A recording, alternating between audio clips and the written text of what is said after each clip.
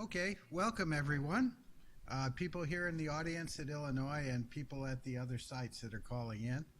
I'd like to welcome you to this edition of our seminar series on technologies for a resilient power grid. We're really pleased to have a speaker from GE, who I'll introduce in a minute here today. As you know, we have these webinars once a month. Generally on the first Friday of the month at 1 p.m. Central Time, and we're glad that you could attend. If for some reason you're not on our mailing list and you'd like to receive announcements, please let us know. We'd also like to remind you that for those of you who are industry or government viewers, we have our annual industry government workshop, TCIPG workshop, in early November. And please go to our website. You can see the details for that.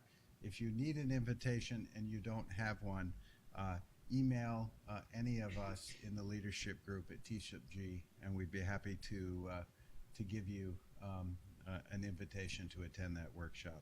We've got a great set of panels on a variety of topics, and I think you'll like them. Now I'll move on to introducing our speaker today. As you can see, it's Rob Caldwell. Rob is the Chief Security Architect and Principal Engineer for GE's Digital Energy Software Solutions. This is a very broad position.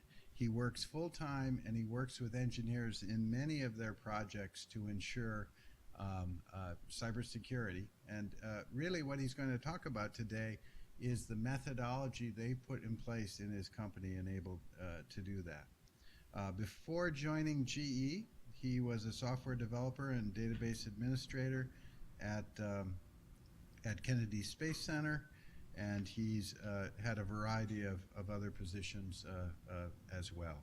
He graduated from the University of Florida and Barry University, and he's a certified cybersecurity professional, the CISSP credentials. So I could say a lot more, but I want to give Rob the time, so please help me welcome him, and we look forward to your presentation, Rob. Thank you very much. All right, thank you, Bill. Appreciate the opportunity to be here. So today, what I'd like to go through is a little bit of a narrative. It's almost, in one sense, a story about the path that we've worked through in putting in a security development lifecycle within my part of GE. And what I wanted to focus on was some of the challenges and opportunities that we have, and perhaps even give you guys some ideas about some things that the research and academic world can help us in the industrial world work through. So a little bit of an overview. I want to talk about the problem and spend a little bit of time on change, because change is hard. Talk about how we decided the direction to take with the security development lifecycle. And that really drove into 4 focus areas that we chose to go and implement. However, those weren't the only areas that we needed to work on. So there were some other important areas that we needed to look at. And then how did we measure to know, are we making progress? Are we moving forward on the goals that we set? Then we'll kind of talk about some of the market and regulatory drivers that make our life as a vendor very interesting. All right, so everybody's aware of the current landscape. It's there's a lot of focus, particularly in the utility space, of our customers' NERC regulations. There's a lot of focus from the DHS, from, of course, the NSA, from NIST, and really that has the net effect of increasing development cost, right? So if we don't have a security development lifecycle, even if we do, that's an increase in cost, and time is money for us in the industry, so potential revenue loss there. However, there's been a lot of recent movement. If you look at the effect of Stuxnet, we were all well aware of it as technologists, but if you look at the effect of that on our business leaders, there was some lag there, and so we're beginning to be able to feel the interest from not only the media but also our senior management on security within the product lines. And then finally, product security as a marketing and a certification effort. So this is the current landscape that we work in, very complex, very interrelated, a lot of different moving parts. And so my job was to find a way forward for us, to find what direction we were going. And so, where we're at with the control systems that we have, my particular focus is on the software side. I have a peer that works on the hardware and device side. My focus is on the software side.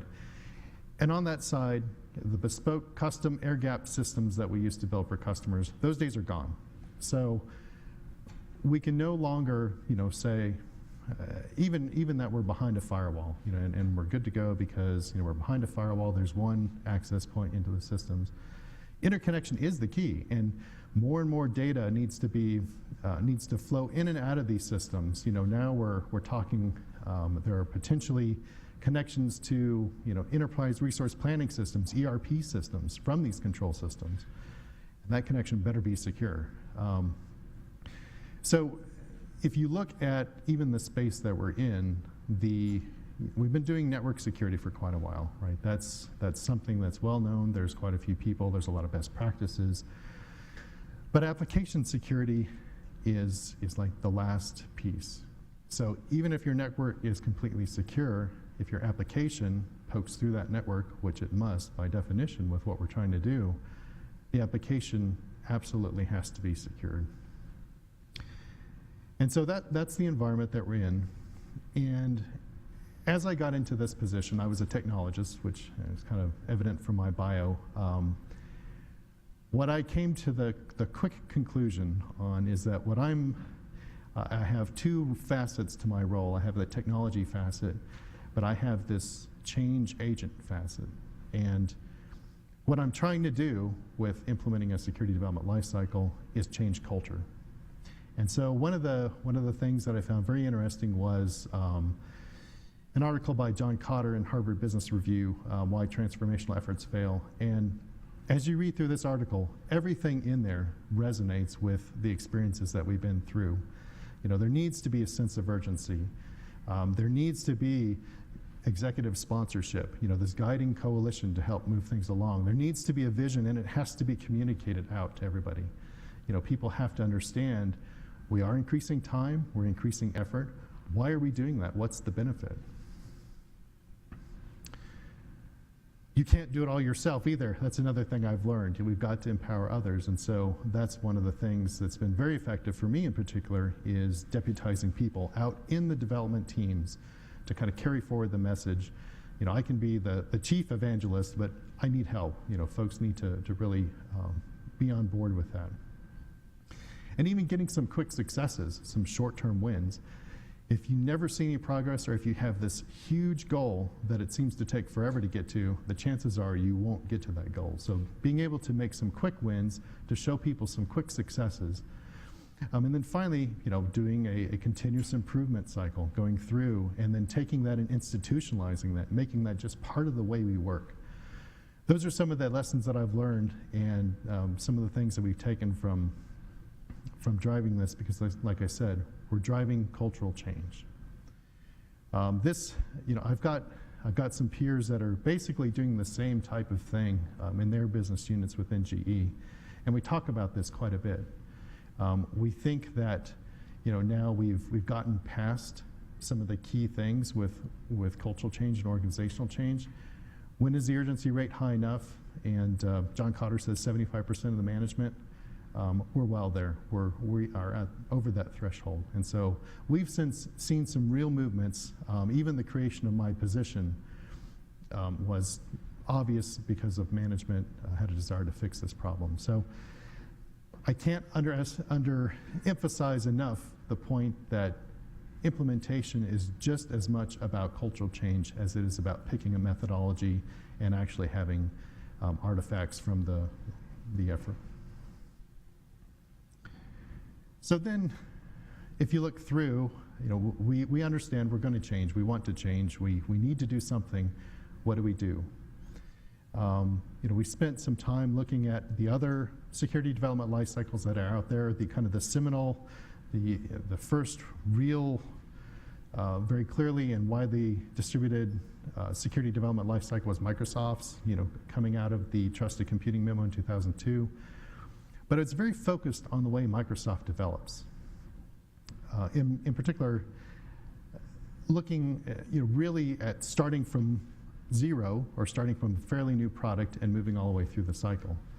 For the vast majority of the software space, that's not what we work in. We, in particular, with our control systems, we've got some legacy code bases that go back decades. And so we're not starting from scratch. And so we looked at this and we said, well, we understand, and we definitely, there's nothing in here that we disagree with. But could we execute it the way that Microsoft executes it? And that was arguable. So another SDL methodology that we looked at was from Cigital, which is Dr. Gary McGraw. We looked at that, and that began to resonate with us because of the facet of having these touch points. So not being a development methodology, and not being locked into having to do waterfall or having to do Agile or whatever. Because realistically with our teams, we have different levels of maturity also. So, some are very, very good at doing Agile methodology. Some we're trying to bring along from having waterfall methods, up to some more up-to-date ways to develop software. So the Cigital touchpoints really resonated with me in particular because I could see the different artifacts and how those would plug in to the security development lifecycle and what we could do to really begin to instrument the existing processes we had with some of the teams and pull these things out. So another thing that Cigital has done, I'm sorry, let me jump back. So with that, because we had disparate teams, because we had different maturities of development life cycles, we had to have something that worked for everybody. And the good thing was we had definite support from management. And that's a key thing. That was a key opportunity. Had we not had that, the whole effort probably would be pretty much where we were when I started. So from that, we had an idea of a methodology and touch points. So what direction were we going to take with that? And we began to look further into this idea of software security maturity models. And at the time, there were two ones that had kind of bubbled up. The BSIM model from Cigital and Gary McGraw, the Software Assurance Maturity Model, OpenSAM, from Pravir Chandra. Different philosophies, definitely different philosophies. One, the OpenSAM was really more of a prescriptive, do these activities. These are the things that you need to do to successfully to build the security development lifecycle. But one of the key things there was, that's great, but I need to start, and how do I know when is enough? How do I know, when we've reached a point where we're far enough along, or we need to be, or we're not sure? So it really didn't give us a frame of reference, and that's why we chose to look at the BSIM model, the Building Security and Maturity Model. Just a very interesting study. Basically, Dr. McGraw went out and talked to, I think they're up to like 62 large software development houses across the world. So, Microsoft, Google, Adobe, Bank of America, Wells Fargo, a lot of financials, a lot of ISVs, some other folks thrown in there, DTCC. It's just a whole list of people. And what they did is they really went out from the standpoint not of saying, lay out your SDL, and what do you guys do? What they were looking for is the actual practices that these companies did for software security. So they had these conversations. They said, okay, tell us what you do. Then they went back and they kind of normalized those, and they basically figured out that across all these companies, there were 111 activities that in one part, at least one company did at least one of these activities. They took those and they began to separate those out, and they fell very much into kind of the domains that you would expect, right? So 4 high-level domains with 3 sub-practices, and all of these things really are exactly the same things that you would see in a security development lifecycle. Starting with strategy and metrics, compliance and policy, architectural analysis, code review, penetration testing, all these practices. But the difference is they describe these, so they had these described from the people that they interviewed. And so they had details. And they were able to look at across all of these companies and do some statistics and say, well, 90% of the companies we talk to are at least doing this practice. And of course you had a distribution. And what they came up with was really a level to kind of measure your software development maturity and security against your peers. So, generating this kind of caveat diagram where you've got the 12 different practices around. You can see here the blue is the ISVs, so that's the market that we're most associated with.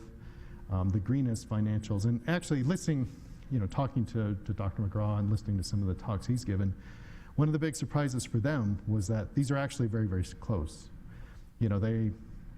They work a lot with big financials and things like that, and everybody says, oh, well, we're so special, we're so different. But really, in actuality, when you look at across the industry, they're not that different after all. So what we did is we went through and we actually took and did the same exercise with our individual groups. So I led the exercise with each of our development groups, and we generated our own mappings of each group's strengths and weaknesses. And what that allowed me to do is then overlay all these together and say, oh, across the organization, we really don't have any focus on training. So that's one of the key things that I need to drive. And that's one of the nuanced things, too, about doing a security development lifecycle. You have, if you have groups that have different capabilities and strengths, you need to use those to their advantage. You need to work on their weaknesses and then share best practices between the two. So that helped me identify those and learn how to connect people from groups that were, say, a little bit better at code review with groups that were not so good at that, but they had a good, strong network security people. So it was a good exercise for me to be able to look across our group and say, all right, what are some of the common themes, and then what are some of the areas where we can share information? So from that, what we chose to do was really focus on 4 areas in the beginning. Part of this is also driven by customer need. So, if I were to have a real strong need to do some other activities, like say a vulnerability management exercise, from our market space, that would have informed this too. But basically, thinking about the business that we're in, the way we work, the capabilities that we have today, these were the gaps that we pulled out. And so the first being governance, then thinking about training, because as we're going to go into, training really underpins the entire program. Thinking through design and some of the things we could do in the design process. And then how could we measure that? So are there any tools out there that could really help us measure and see where we were at? So governance, one of the good things that we have, GE is an engineering company. So we have a very, very strong heritage and process around design review. So I said, this is excellent. I'm going to take advantage of this. There's easy integration. There's already natural design review toll gates, so easy to instrument with security requirements. One of the other things that I was able to do is, you heard my title, I'm the Chief Security Architect. There's a Chief Architects team. And so I quickly began to get busy influencing my peers, doing informal and even some formal education with them to get their buy-in, because I knew their buy-in was absolutely critical to make this part of the process work. Those are the people that do the governance, so they run those design reviews, and they're the ones that you have to pass the toll gate with. So natural points of enforcement. Yes? Can you just give a bit of an overview of what kind of software these groups build and how diverse they are? Sure. Can you repeat the question? So the question was about what kind of software do we build, since we have such diverse groups. In our business, we have main 2 focuses on software. One of them is asset management, so very geospatial, network planning, network mapping. Then the other part is our control systems, our asset control business, which does energy management, transmission management, distribution management, outage management, demand reduction, all those types of control systems for energy utilities. Okay? And naturally, a lot of those, a fair number of those came in through acquisition. And so we're dealing with, former companies that were on their own that had different levels of maturity in the life cycle. Some of those products we grew up organically, so we had the liberty, the freedom to start from scratch and really influence at the beginning. And so, to me, this was one of the quick wins, right? Easy to do, very measurable. There's already metrics on design review process that are looked at by senior management and measured. And so that was the key, was right, getting the other chief architects bought into this and understanding the importance of this. And so, a quote I heard along the way was, success is having the right decisions made when you aren't in the room. And being one person, there's no way I could hit all of these. So I needed the engagement of my peers. I really needed these people to help me out. And glad to say that, like I said, that was one of the easy early wins that we had. So moving forward, we had these design reviews. We began to understand. I was able to educate my peers on what things we needed to do. We quickly realized that, as I mentioned, we have those kind of two different groups of applications. The risks of those applications in the space are not the same. And trying to enforce, unilaterally a set of security controls across that really is not, there was a lot of pushback just because, in particular on the business side, they knew it didn't make sense. I mean, they weren't getting hounded by customers, they didn't have regulations, so why should this, back office data warehouse type system have to go out and do a pen test? And so what we came up with was really these levels of application risk, beginning to map the risk that the application is exposed to the depth of the security controls that we would exercise.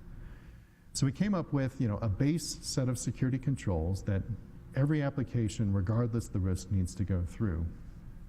And then we began to say, okay, from there, what should we do more in depth? What differentiates a medium risk from a high risk application? And in this case, one of the key things there is that's the application that we want pen tested, right? At least at the state we are right now. Eventually, I'd love to see everything pen tested, but that was the control we set up in place right now. And it was easy to make that sale to the business leaders. They understand, they know it's critical. They're getting told by their customers it's critical.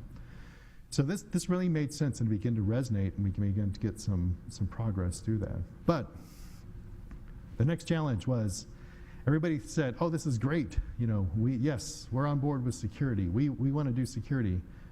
Okay, what does that mean? What do I need to be doing for security? And so as I mentioned earlier, that was one of the key things that has to underpin this whole exercise is training.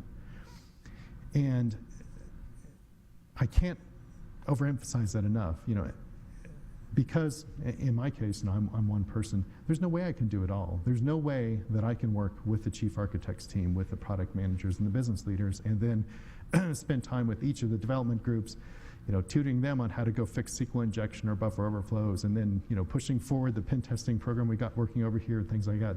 It just won't work. And so the idea is security is part of everybody's job in the business. It looks different. Security is different to a developer than it is from a program manager and a business analyst. But security should be part of everybody's job in the business. And starting out, one of the things we found too was computer-based training is good. It's easy to get a lot of fundamental concepts out very quickly. Broad dissemination, everybody go take this 1 hour CBT.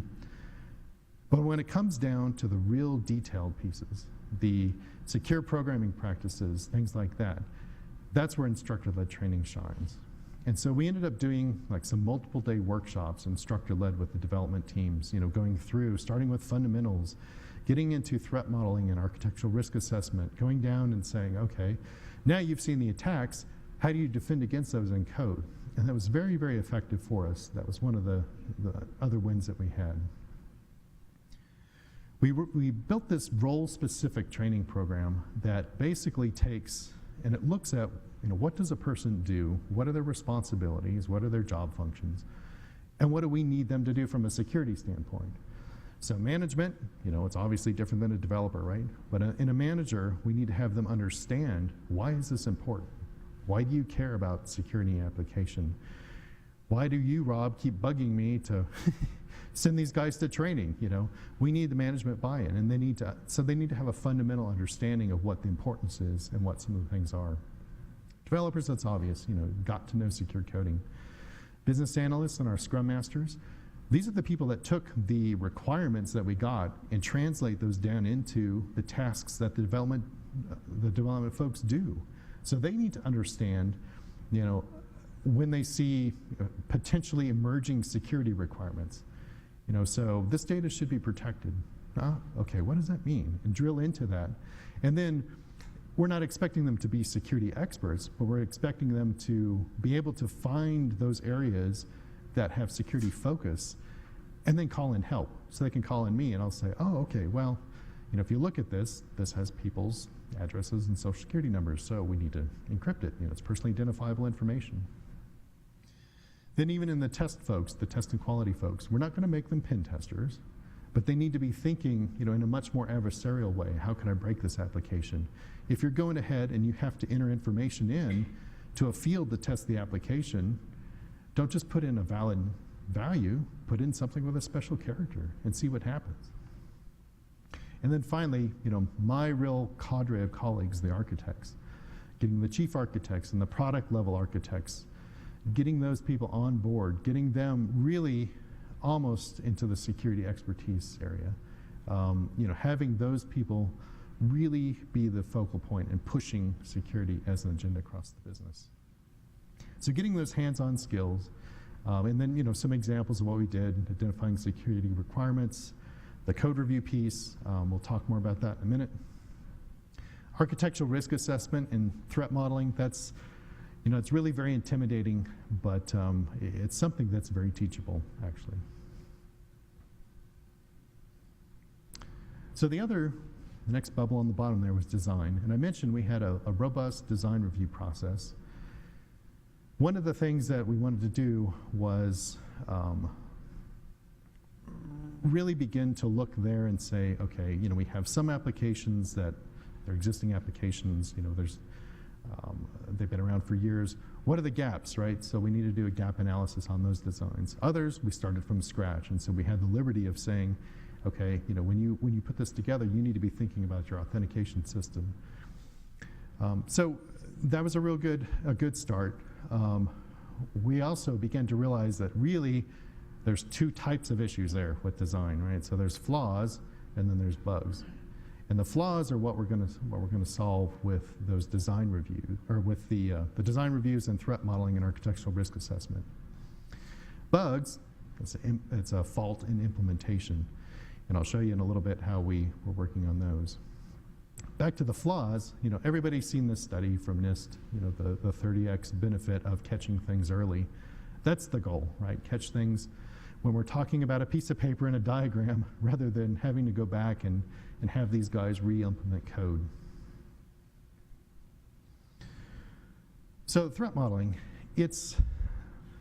when you say that to people, our developers just kind of went, what does that mean? That sounds scary. And even the architects. So we began simple. I used the STRIDE method, Microsoft STRIDE method. It's a very checkmarky method. It's got some very obvious ways to go through and diagram applications and begin to think of how those are exposed to threats. We require that. So to make it through that design review process, you need to show me a threat model, and I'll begin to go through different groups and help them. And I know the maturity of the groups, so I can push some groups harder. I can tutor more groups, and help them come up to speed a little bit more.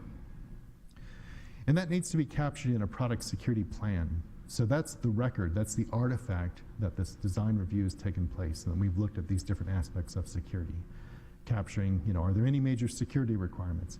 What are the major risks to the application? From the threat model, What are the top, the key areas of risk that we need to mitigate, and what are you going to do about those? And finally, it was an interesting exercise because in particular with some of these older legacy applications, you get a bunch of developers in the room and the product architects even, and you say, okay, let's go through. There's no holistic diagram of the system, so we'll start there. Let's make a diagram of the system and how things interrelate and work. And it goes along good, and you have discussions, and then it starts to get a little bit more aggressive and antagonistic. Well, that's not how it works. Well, yes, it is. I can show you this. And so everyone begins to realize nobody is an expert on the entire system. And they begin to learn from each other and understand and realize that, oh, I didn't know that about that subsystem. I thought it did this. And so you begin to knock down some of these assumptions, not just around security and threat modeling and risk, but how the application itself works. So to begin to move towards working on resolving those bugs, the coding implementation issues, we put in place some secure coding standards. Nothing special, nothing very new there, compiled from industry best practices. What we really tried to do, though, is we tried to take them and make them applicable to a particular development team writing a particular language.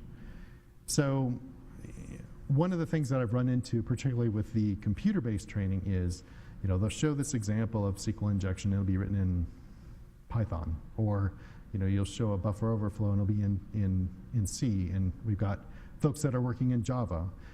And so helping everyone understand that not every vulnerability pops up in every language, helping people make the jump from a language that they don't know to understanding it in a language they do know was one of the key things behind the secure coding standard. So we actually pulled examples from our code base of good and bad code, hoping that we'd catch some of these guys and say, oh, I wrote that, to really make it resonate with them. That's great. We have a standard. We kind of taught people how to program securely. So how do we know that that's happening? And so now we get into that fourth quadrant, the tools. So the key tool is code review. And of course, there's two key kinds of code review that we can do: manual code review and static code analysis. Static code analysis, and I've got a couple slides here on that. We'll talk through that in a minute. Great, automated, good toll gate type thing. Doesn't catch those logic issues. Doesn't catch some of the deep, logic flow issues. And another thing it doesn't catch is like malicious insider attack, right? So you could write something that's completely legitimate code that blows up the system. And we've actually had customers ask us, well, how do you know you don't have any malicious code in your system? Well, it's through manual code review.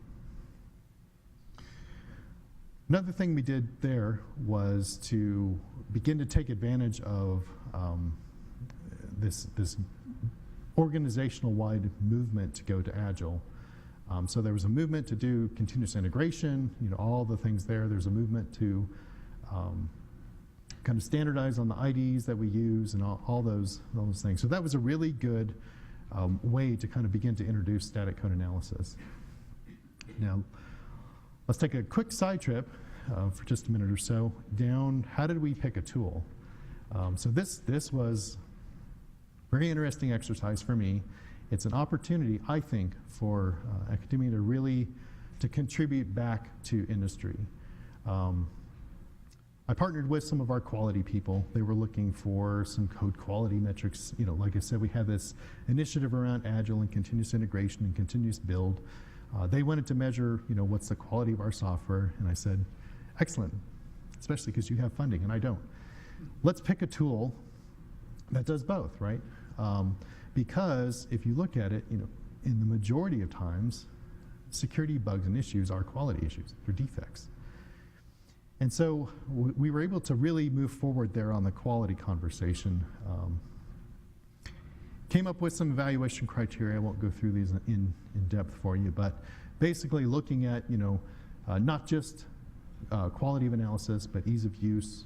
Did the developers like this? We have this concept called the Net Promoter Score, where you take something to somebody and they have to score it from 1 to 10, whether they like it or not. We put some tools in front of the developers just to see their response to it. And basically chose a tool from that. And the important lesson here, though, is there's really two types of static code analysis systems. There are those that are driven by quality, and those tend to fit very well into the overall life cycle, right? So tie into the bug tracking systems, tie into the CM systems, things like that. There's another type of tool, a static analysis tool, that's really security auditor driven. And these are some of the tools that, they're very good at catching, nuanced bugs and all of these kind of corner cases, but they give you a whole bunch of false positives. And so that's why they're security auditor driven. You actually have to have somebody dedicated to sit down, parse through the results and say, okay, this is good, I understand this case, this is not really an issue. And at the time, I really didn't have people to do that. So we chose a tool, and it did match up well with the quality conversation that was really more quality focused. Now, since that time, what I've done is expanded out, and so we're working on building up like a security auditing group that can actually go down and use those tools to go down in depth into the code while we're using these lifecycle integrated quality static analysis tools to be like the toll gate in our process. And believe me, the licensing models are all over the place. The architectures are completely different implementations, and they don't even all find the same things, right? So you would think that static analysis would be relatively cut and dry, but no, the tools can be all over the place. So that, I think, is one thing where a lot of research could help. Even when we run these scans, we've got some code bases that are, they're not huge, but they're relatively sizey, 10 million lines of code or so. It takes these systems a long time to chew through that. And what I'd like to do is I'd like to get that, like we mentioned earlier, out into the developers' hands. I'd like to have them be able to scan. And so those are some areas I think that we could really use some improvements on. I partnered with some of our guys in IT. There's an IT security tools center of excellence. Some excellent quotes from them that really kind of help you set assumptions. This is a tool. This is not a solution to a process problem. It's a tool to help you, right? So because you use the tool doesn't mean you have irrefutable assurance. Like we said before, a great auditor tool is not necessarily a great developer tool. And the tools are language specific, and ultimately they can't solve those process problems. Yes? Question. Speaking of these tools, one of your previous slides mentioned that you aim for 0 reports from the static analysis tools. So how do you actually achieve that? Usually these tools have a lot of these false alarms and noise. Turn that off, or how is this being done?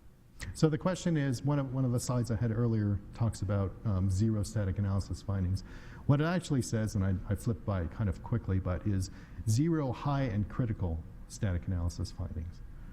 So in most of these tools, there's really not a lot of things that are going to trigger a high and critical. Typically, they set these bars to where a high or a critical finding is around something that's easily exploitable. So SQL injection, some of the more common buffer overflows, banned APIs, things like that. So that's what we're looking for. There's from a business case, there's probably no reason to completely drive out all findings, the low findings, the informational findings. But we're looking for 0 high and critical findings. Who sets that bar? What's the difference? You just take a particular tool off the shelf. Sure. 40 or 50 sites.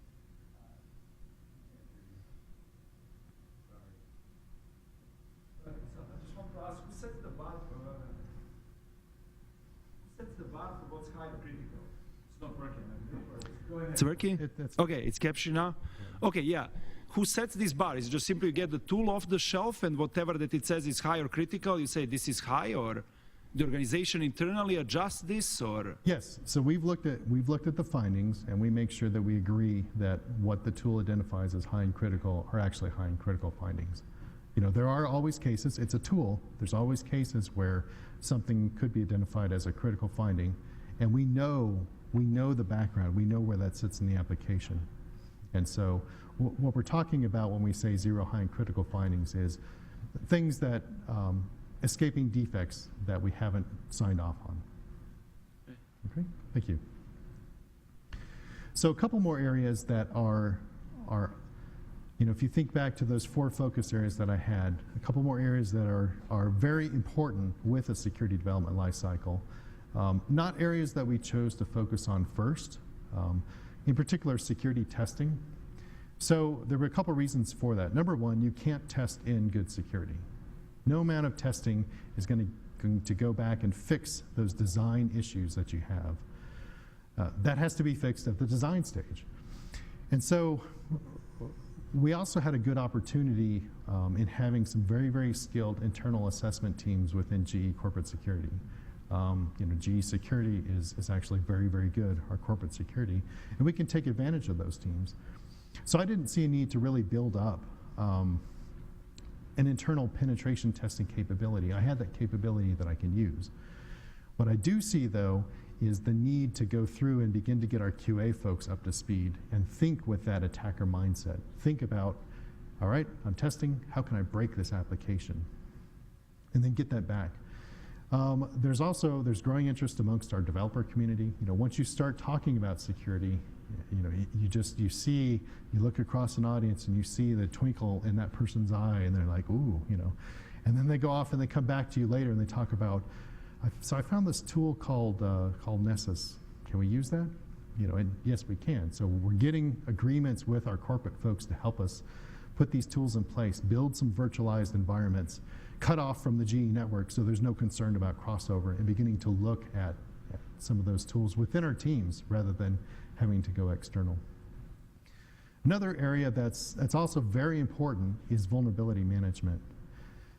And the opportunity we had there was, you know, if you think through the applications that we serve, that we sell, we serve customers that really need to have a strong customer support system behind them.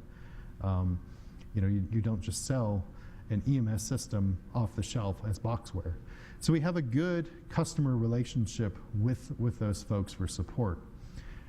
And so that's a good target for us to go and instrument that process for security. Begin to look, you know, into the tickets that we receive, into the issues that come in, and see if there's any security implications there. Of course, the challenge to that is the support personnel are not trained as security folks. So that's something that we've targeted to work on and begin to think about how can we make these people the first line triage, you know, something that the customer reports as, you know, a crash or a bug or defect. Well, maybe that's actually a security vulnerability that we need to go address a little bit more expedited than just a defect resolution. And then another challenge, of course, is because we're selling, you know, we're working with, in some cases, acquisitions. You know, they already have those established support mechanisms, and so we have to work with different support mechanisms based on different market needs.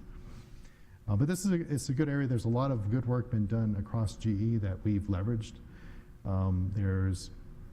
In the past year, we've really pushed and had a GE product security incident response page put up. So now there's a ge.com/security where researchers can go and you know, report anything that they find in our products. So we had all these things, and how do we measure our progress? One of the things that I found in it, at first, you know, I didn't like stoplight charts. I didn't like red, yellow, green charts. But I realized why they use them in the corporate world, because they drive action. So all I had to do was produce a stoplight chart, flow it up at some of our monthly management meetings, and, you know, very soon you get senior executives saying, why is that red? Go fix it. You know, down to management, down to their mid-level management. You know, we tried to be a little bit expeditious on not using this as a club and working with folks. We put this together with their buy-in. So, you know, if there was something date-driven, I didn't set the date. I asked them to set the date, worked with them to say, here are the expectations, here's when I'm going to say this is complete. So you give me a date when you think you can accomplish that. So really the buy-in there was the key thing, getting those, that mid-level management and the teams to actually sign up to this. And as I mentioned earlier, another effective thing that really helped me was getting, within teams that didn't have any formal security expertise or anybody that kind of took that and owned that as their little pet project, we got somebody nominated that was just interested. And I began to work with them individually and tutor them, and we sent some of these folks to some of the more detailed training, like the INL blue and red team training, or some of the SANS training, to get those folks up to speed. And so those are my feet down in the teams that can really help me push this across our organization. So let me wrap up here by talking about some of the things that drive us in the market. So if you look at the market drivers for a software vendor, we need to solve customer problems, right, or else we don't have a product. We would like to gain competitive advantage. We'd like to solve those problems uniquely and better than anybody else. And at the same time, we need to manage business risk. And so all of these things kind of make the job of a security development lifecycle a little bit more complicated and nuanced.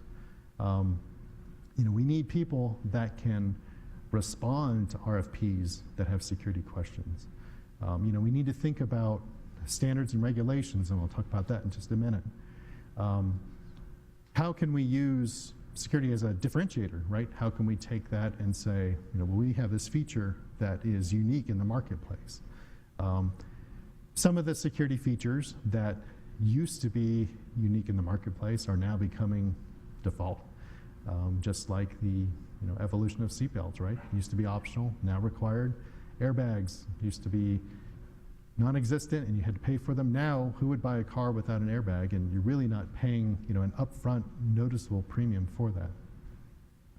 And then managing business risk, of course.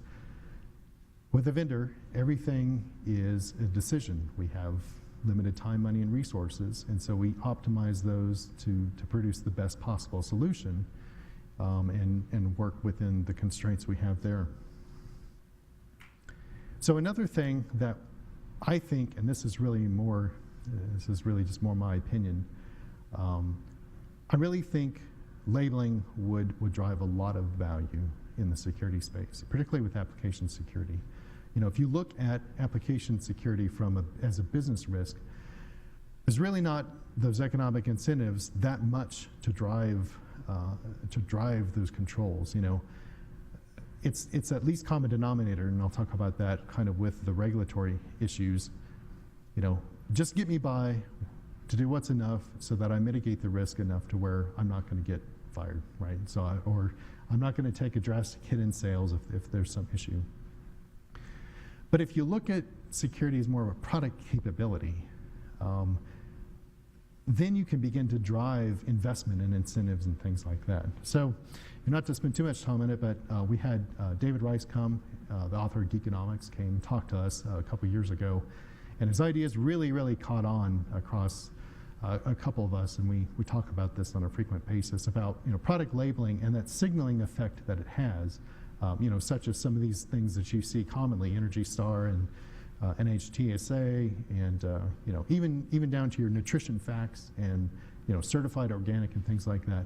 If we could have some sort of software labeling mechanism that really couldn't be gamed, could be seen as being fairly administered across the industry, I think there'd be a lot of benefit, and I think you would see us as vendors being competitive because everybody wants to have a 4 or 5 star product, right? So that's a little bit of my opinion there, but I think that would be a very valuable driver in the marketplace. So just wrapping up on regulatory issues and standards, there is a slew of stuff out there, right? So there's all the NIST stuff, there's ISO stuff, there's the cert scale stuff, all the Center for Internet Security, DISA, FISMA, all those things. The big thing that our customers are concerned about are the NERC CIPs. And that presents a problem because that is not that great of a standard. If you look at the way the standard is written, there's the ability to interpret it differently. There's different enforcement across regions. You know, we have customers, and of course this is North America centric, but what we're actually seeing is even around the world, when we get RFPs from customers, they will refer back to NERC CIP as something that they want in their product, you know, to be able to run under NERC CIP. There's variable enforcement. You'll hear, you know, we'll talk with our customers and you hear someone say, oh, well, the auditor came and this was an issue for them. And then another customer will say, well, that wasn't an issue for us. He looked at this instead. And so enforcement is variable, very variable between regions. The line between transmission and distribution used to be pretty clear, you know, and it still is to a certain degree with NERC CIP version 3. That line's beginning to blur. A lot of our customers are beginning to think towards, okay, what if we move from, you know, considering just the transmission management assets down into distribution management assets? What do we need to do? And so this really makes it difficult for both of us, right? We've got varying specifications coming in from all these different vendors. They're trying to predict the future. I don't know the right story to that, but I do know that that NERC CIP is the one regulation that really resonates with our customers, and that's because the penalties are real. So sometimes they're used as a driver for FUD, right? You know, there's the oft quoted $1 million per incident per day. You know, that's theoretically possible, right? They have the ability to do that. However, the real dollar amounts of the enforcements are growing. So in 2011, when you look through the enforcement actions, the maximum was right around 150,000. This year, end of July this year, they filed an enforcement action for $350,000 against the company. And so this is a real concern for our customers. And we've been working with some of the groups within NIST, like this, around this executive order working group, some other, you know, think tanks and things like that, really trying to figure out the way ahead. But, you know, this is something where I think it's a very polarized issue right now. You know, NERC is basically a self-regulating group within the utilities themselves. I think we've got to have somebody stand up and really kind of break the logjam. And, you know, maybe not from a regulatory side, but, you know, maybe that's something where academia can really help us. So with that, I'm at the end of my talk and be glad to take any questions for the remaining time that we have. So thank you for a very thought-provoking talk. And I'm going to take the liberty to ask the first question. It's okay. We see we got a queue forming already. But in GE, as you've told me when we talk, there's a division between software and hardware and security for both of those, which is very appropriate.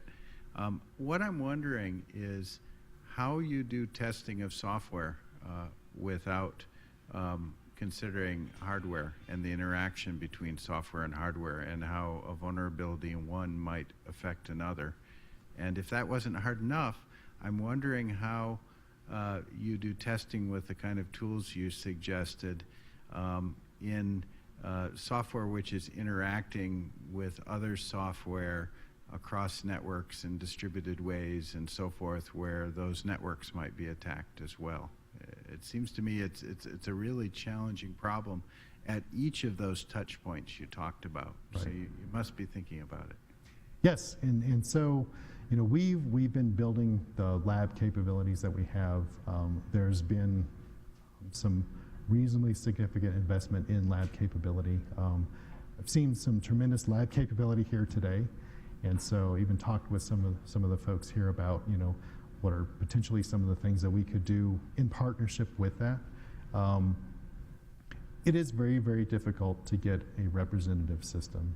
There's only, you know, a couple times that we've been able, you know, in my mind, to take a system that's completely representative and run through the entire length of it. The best thing we can do is just keep trying. You know, we keep asking folks to allocate us money to build up the capabilities of these labs. And the good thing is, they're kind of additive, right? So you can begin to invest in 1 year and you don't lose that investment, right? You begin to build on that. So I'll make one comment, but then I want to move on so other people can. Perhaps I think labs are very important, and as you know, we're very much invested in labs too, but you showed a chart that showed if you wait until you have an implementation to test, that it's very expensive to fix problems. So I think we need to push this combined hardware and software, if you will, evaluation early into the architecture assessment as well. So I think that labs are one part of the solution, but I think that doing system level security assessment very early in the design life cycle is where you had the words risk assessment on your touch points is really important too. Definitely agree, definitely. I was wondering, you view yourself as an ISV, and so it's kind of put you in the category with Microsoft. I was wondering how you view the balance between the responsibilities and activities of an ISV in preparing their software to be, security safe versus operational issues once it's deployed and the responsibilities of parties who receive the system and what they're supposed to do. I had a particular one I was curious about, which is how you view and support insider threat protections. Right. So when I characterize us as an ISV, that's a view that I have very much, and a view that I'm propagating through our organization, to help people realize, the importance of the software that we sell. It's vitally important, and we need to treat it as such. We've got a pretty good mechanism to do a lot of those same types of support, patching and coordinated disclosure with customers and things like that. The key really to the malicious insider answer, I think, is having a very, very strong code review process. And if you look at Microsoft, that is one of the key things that they did with their SDL, is get that code review process in place. But you think code review will address the problem of insider threats? So maybe let me ask you a question. What type of insider threat? Insider threat from us? Trusted employee. Okay, a trusted who's employee. given too much responsibility for their own good and goes off the rails. Okay, so code review probably isn't going to address that problem. Right. I'm sorry, I misunderstood. I was thinking insider threat from our organization standpoint. Yes, okay, I understand. Right. So yes, that would address that threat. I was talking about from the operational utilities, use of the system in the hands of the party you sell it to. Right. So one of the things there that some of our software, particularly the software that has the control capability, has got in place is like area of responsibility, so separation of duty. There's probably more that we could do with that. We've really made an effort to separate out job function, so operations having a complete distinct set of privileges versus system administration, and then being able to actually track down, for those privileged users, what activities are they doing on the system, having a named user that's audited in logs that, potentially the utility themselves could send off to a write once system, to have a full tracking of what's been done by in particular, the privileged users on the system. Could an operator do something malicious? Yes, they could. What concerns me more is, could a malicious admin do something on the system? That's probably the bigger concern. So that's what we've done to try to take that into account. Go ahead. Very intrigued by the idea that you raised of having some kind of a labeling for security. The federal government does this to an extent, probably Yes. in their FIPS certification testing that they do. So is that what you have in mind, similar to that, or is it more like well, I guess that's too strong probably, or too expensive for these Yes. things. But are you looking for something like that, but at a lower, more modest cost, getting everything to a baseline? Right.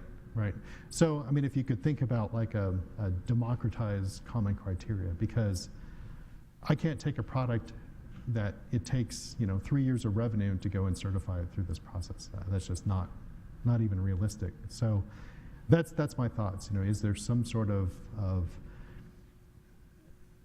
democratized standard that we could come up with that is vetted not just by a particular company or a particular group? So hopefully that answers your question. No, it does. So, for example, one could say I follow Microsoft SDL, and you could have everybody who maybe there is somebody who says, okay, GE follows Microsoft SDL and gives you process certification for the development process having gone through certain steps. Right. Right. Well, I'm looking for something a little bit beyond process, because we could do process with ISO 27000 or whatever. That's what I was. Yeah, Right, I'm what I'm trying to see looking where in the spectrum you're trying position Right. this thing. I'm really looking for, and if there's a company that does static analysis, I won't mention their name here, but that attempted to do this kind of broad labeling of software a couple years ago. Their model didn't exactly work, because to get the label, you had to pay a pretty big fee. And that they were trying to push that out to everybody, but they went off and they did the open source software for free, right? And so there was some contention about that, and it didn't move forward. But something like that, something going through, and doing some analysis of the software and saying, hey, we can at least guarantee that you're free from this level. Maybe not that high of a bar, but you could work through that over the years and begin to increase that. Okay. Thank you. I think that might help at least weed out the basic things that should have been weeded out Yes. a long time ago. So I think Exactly. All right, we have a couple of questions online. The first question that came up was, do you think NERC CIP standards will eventually move from audit-driven to quality-driven? Do I think they will? Probably not. Would it be a good idea? Yes, I mean, it would be. Some of the discussions that have been had with, with that whole NIST executive order and those working groups are to move much more towards a,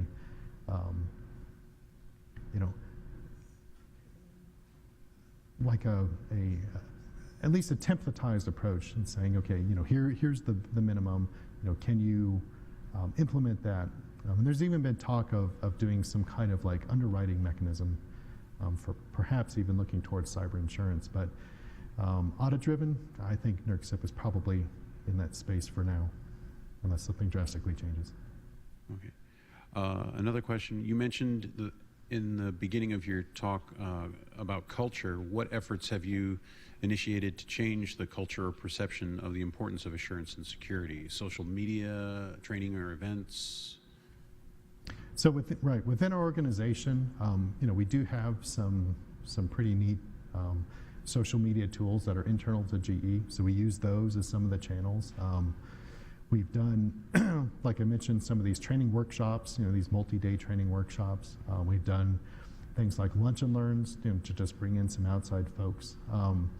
Even beyond my group, there are a lot of different kind of efforts around GE to do. There's like a consortium of those that we're kind of in that product security leadership role. We get together on a monthly basis, and we'll bring in speakers from the outside, and then sometimes we'll even open those talks up to the general audience for everybody's availability. And lastly, let's see, we have, for many companies who rely on third parties like GE for products and services, how can those companies practically require or influence their vendors to develop a security-based SDLC like GE? So how can they? How can you influence your partners to develop a? That's a very interesting question. If you look at some of the open source tools that we use, we do form relationships with those companies. Some of the bigger vendors that we work with, naturally, your operating system vendors, things like that, that's a little bit more difficult. The good thing is most of those companies are getting that same pressure, not just from us. So it's, it is industry-wide pressure. For some of the smaller third-party vendors that we had, we've actually written it into specs. Said, you need to run this, we need to see a threat model of your software. You need to run this through static code analysis, and we'll review the findings before we'll accept that product from you. Okay, well, once again, let's thank the speaker. Thank you. All right, so thanks, Rob, for coming by. It's an interesting discussion, and I think I know some people get impatient, but I always think it's good if we go a few minutes over because it's an indication of interest and good to have online questions. I'd like to thank the online audience for participation, and once again remind everybody, I think everybody in the auditorium knows, but for the online audience, as Professor Sanders mentioned, that we have the upcoming industry workshop, November 5, 6, and 7. And so it is for industry, but if you contact us on the email that you received for this seminar, we will be able to get you an invitation. And thank you, Rob. I know it's already been a long day and it's not over, but Thanks for the opportunity. I've enjoyed the time. Thank you very much.